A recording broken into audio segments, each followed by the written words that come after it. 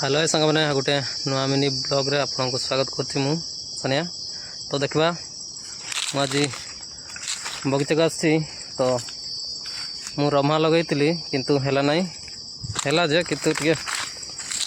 माने यही बड़े लंबा लंबा होता रमा जुड़ंग पूरा माने फुटे फुटे होता 12-20 इंची 16 इंची इतनी लंबा लंबा होता और मोटा साइज भी होता जोर ये देख पारे। तो ये जगार मु अलग किसी लगेबी तो से मुझे सब जगाल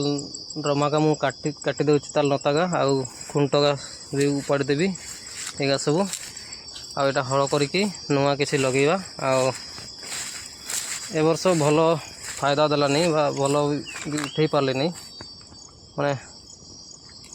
जगह भी टिके से बड़ा जगह है नहीं कहीं से समय मेसीन खराब हो गला आउ पानी दे पार्लिनी फड़ जो समय होता बड़ा सब है तो टिके ग्रोथ भल से है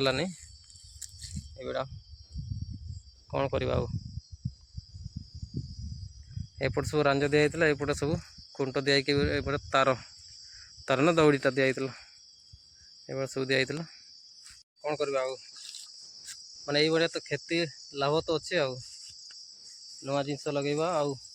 तो सांग मैंने चलतु आज वीडियो ये रखुची